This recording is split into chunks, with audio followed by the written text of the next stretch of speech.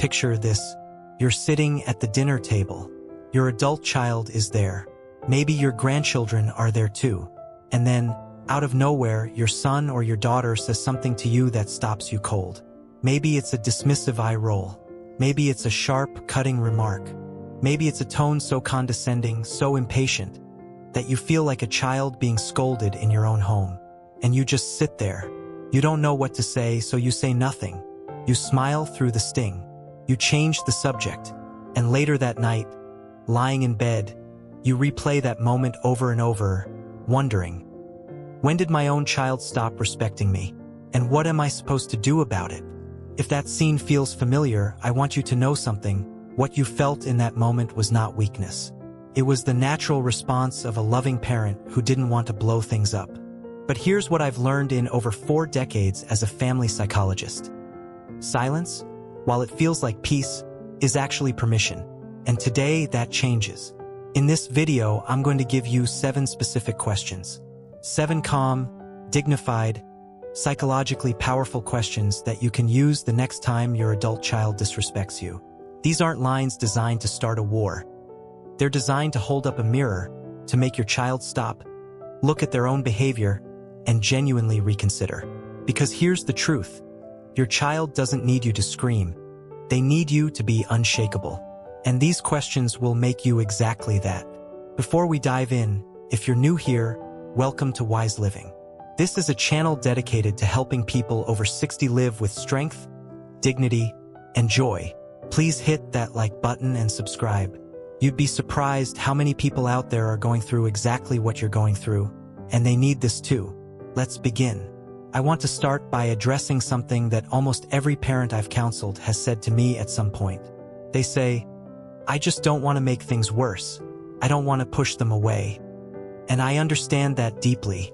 When you've spent your life loving someone, the idea of confronting them, even calmly, feels like a risk you can't afford to take. So you absorb the disrespect. You tell yourself it wasn't a big deal. You make excuses for them. They're stressed, they're busy, they didn't mean it. Maybe. But here's what happens over time when you consistently absorb disrespect without addressing it. First, the behavior doesn't stop. It escalates. When there are no consequences, even gentle conversational consequences, a person learns that this behavior is acceptable. Every time you swallow it, you're sending the message, you can do this, I won't push back. Second, it quietly destroys the relationship from the inside. The resentment you carry, because yes, you do carry it even if you don't say it out loud, builds like pressure under a closed lid. You start dreading their calls. You feel anxious before family gatherings. The warmth you once felt begins to cool. And then one day, you realize you've drifted apart without ever having a real conversation about why. Third, and this one I cannot say strongly enough, it hurts your health. Research in family psychology consistently shows that suppressing emotional pain, particularly pain connected to close relationships, contributes to increased anxiety, disrupted sleep, and a diminished sense of self-worth. You matter. Your emotional health matters. Now, I am not telling you to pick a fight. I am not telling you to deliver ultimatums. What I'm telling you is this. You don't need to raise your voice to hold your ground. You just need the right words. And those words are questions, because a good question doesn't attack. It reflects. It asks the other person to look at themselves. Here are the 7 that have changed families I've worked with for the better. Question 1. Would you speak to your boss the way you just spoke to me? Let that one sit for a moment, because here's what's fascinating from a psychological standpoint. Most adult children who are disrespectful to their parents are perfectly polite, even gracious with their employers, their colleagues, even their friends. They know how to manage their tone. They know how to choose their words. They exercise restraint every single day at work. But with you, the parent who fed them, clothed them, stayed up nights worrying about them, with you, the filter disappears. Why? Because you are safe. In the emotional economy of human relationships, parents, especially devoted ones, represent unconditional love. And somewhere in the unconscious mind of an adult child, that can translate into, they'll forgive me no matter what, so I don't have to try as hard. In therapy, we call this the safest target dynamic. The people we love the most sometimes absorb the worst of us, precisely because they're the ones least likely to abandon us over it. That doesn't make it right, and this question names it directly. I counseled a woman named Margaret, 67 years old, a retired teacher, one of the warmest people I've ever met. Her son, in his late 30s, had developed a habit of cutting her off mid-sentence, speaking over her, and sighing loudly when she expressed an opinion. One afternoon, after he'd snapped at her over the phone, she calmly said, "Would you speak to your supervisor the way you just spoke to me?" Silence. Then his voice changed, and he said quietly, No, I wouldn't." That was the beginning of a real conversation. When you ask this question, keep your voice level not cold, calm. You're not accusing. You're asking them to apply their own standards evenly. Question 2. Do you realize what you just said? Or did it just slip out? This question is gentler than it looks, and that's intentional. Here's something important that gets lost in these conflicts. Not all disrespect is deliberate. In fact, in my experience, a significant portion of hurtful words from adult children are habitual and unconscious. They've developed a way of speaking to you, a tone, a pattern that they've stopped noticing, like a radio playing in the background they don't even hear anymore. When you ask this question, you are doing two things simultaneously. First, you are flagging the behavior without making it a full-scale accusation. You're not saying, "You disrespected me." You're asking, "Did you notice what just happened?" That's a much easier door for someone to walk through. It allows them to say, "Oh, I'm sorry, that came out wrong," without feeling like they're confessing to a crime. Second, you are giving them the benefit of the doubt, which, believe it or not, is a power move because it communicates, "I think you're better than this. Let's see if you agree." I worked with a father, 72 years old, whose daughter had developed a habit of dismissing everything he said with the phrase, "Dad, that's not how it works anymore." It happened so often that she didn't even realize she was doing it. He finally asked her, "Honey, do you realize how often you say that to me?" She looked genuinely surprised and then ashamed. She'd had no idea. The wake-up call is often the beginning of the change. Ask this question with warmth in your voice. You're not scoring points, you're shining a light. Question 3. Is this how you'd want your children to speak to you one day? If your adult child has children of their own, grandchildren you love, this question will stop them in their tracks. Because every parent, regardless of how they're behaving in the moment, has a deep primal desire to be a good role model. They want to raise children who are kind, respectful, emotionally intelligent. And most of them haven't connected the dots between what they're doing right now in front of you, possibly in front of those grandchildren, and what their own children are absorbing. Children are not recorders that only switch on at the moments we choose. They are watching constantly. They are absorbing tone of voice, body language, patterns of interaction. When your grandchild sees their parents speak condescendingly to you, grandma, grandpa, they are filing that away. They are learning that this is how adults treat their parents. One generation's behavior becomes the next generation's template. This question asks your adult child to look 30 years into the future, to imagine themselves at your age sitting across from their own grown child, and ask, "Is this what I want?" I remember a session with a couple, both in their late 60s, whose daughter had been particularly sharp-tongued during a holiday visit. When the mother quietly asked her, "Sweetheart, is this how you'd want Emma to speak to you when she's grown?" The daughter went completely still. Her own little girl was sitting right there at the table, watching. She didn't say a word, but something shifted in her eyes. Sometimes the most powerful thing you can do is make someone see themselves through time. Question 4. What exactly have I done to deserve being spoken to like this? Now, this one requires a little more courage because it is direct. But notice, it is not defensive. It is not an accusation. It is a genuine request for clarity.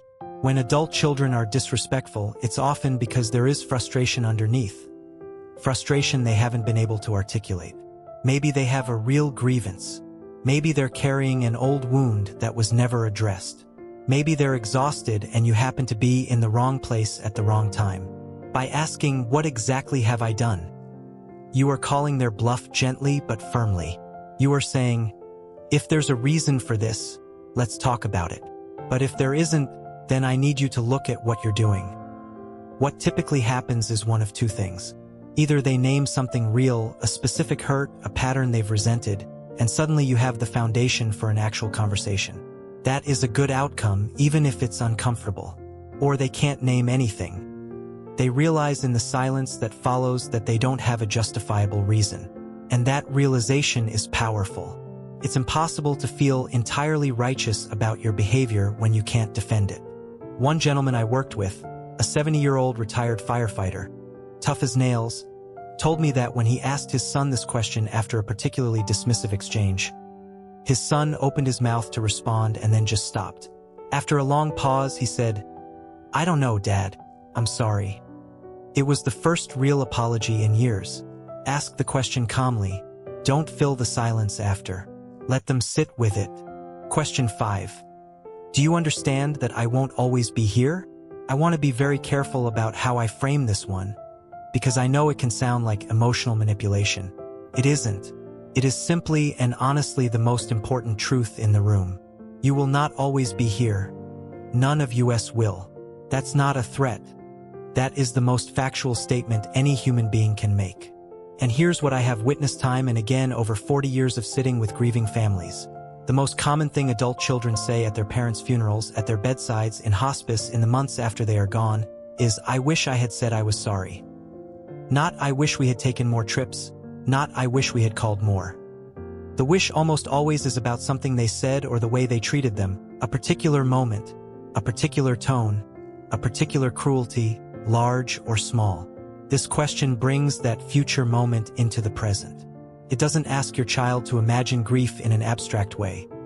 It asks them to look at you right now, today, and understand that time is finite. The moments you are sharing right now are the ones they will remember. It may make them uncomfortable. It may even make them emotional. But discomfort is not harm. Sometimes discomfort is the very thing that changes behavior when nothing else can. Say it gently. Say it without bitterness. Say it as the truth it is. Question 6. Are you okay? Because the person I raised wouldn't speak to me like that. This is my personal favorite of the 7, because it does something extraordinary. It sets a firm boundary while simultaneously expressing love. Think about what this question communicates. First, it says, I know who you are. I know the person I raised, and this right here, that's not them. That is not an attack on your child's character. It is an appeal to their best self. You are reminding them of who they are at their core. Second, it asks, are you okay? Which opens a door, because sometimes the adult child who lashes out at a parent isn't doing so out of malice. They are overwhelmed. They are struggling financially, relationally, professionally. They are in pain, and that pain is coming out sideways, directed at the person they feel safest with. Now, does that excuse it? No. But understanding it changes how you respond. And asking, are you okay? Invites them to be honest instead of defensive. I had a client, a 65-year-old mother of 3, whose middle son had become increasingly curt and dismissive with her over about 6 months. She was hurt and baffled. One day, after a particularly cold phone call, she called him back and said, honey, are you okay? Because the son I raised doesn't talk to me that way. Something must be wrong. He broke down. His marriage was falling apart, and he had told no one. That phone call opened the door to the most honest conversation they'd had in years. Your love is not a weakness. In this question, it becomes your greatest strength. Question 7. Can we start this conversation over with respect? And here we are, the 7th question, the one that puts everything into action. After everything that's been said, after the hurt, the silence, the tension, this question does something remarkable. It offers a fresh start, a do-over, a reset. But notice what it does not do. It does not pretend nothing happened. It does not let the behavior slide.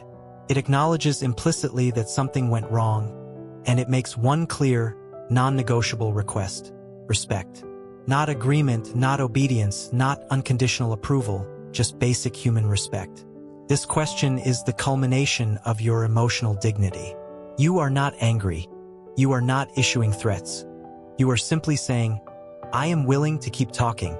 I want to keep talking, but not like that. Let's try again. It is extraordinarily difficult for an adult child to say no to this, because what would that say about them?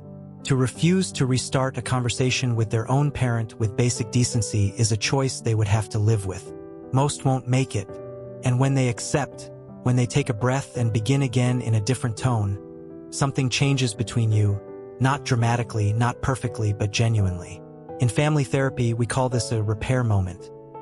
It is one of the most powerful things that can happen in a relationship. Not the absence of conflict, but the return to connection after it. That return, that willingness to begin again, is what love actually looks like in practice. And you made it happen, not by screaming, not by giving in, but by asking the right question at the right time. I want to leave you with this. The 7 questions I shared with you today are not weapons. They are mirrors. When you ask them calmly, clearly, without malice, you are holding up a reflection and asking your adult child to look at themselves honestly. And that is the most respectful thing you can do for them. Not the most comfortable thing, not the easiest thing, but the most respectful. Because it treats them as a full adult who is capable of doing better. It refuses to let them off the hook by pretending the hurt didn't happen. It holds the standard. You deserve to be spoken to with kindness, not because you've been a perfect parent. None of us have. Not because you've never made a mistake, but because you are a human being who has given this person the entirety of your love, the best years of your life, and the deepest hope of your heart.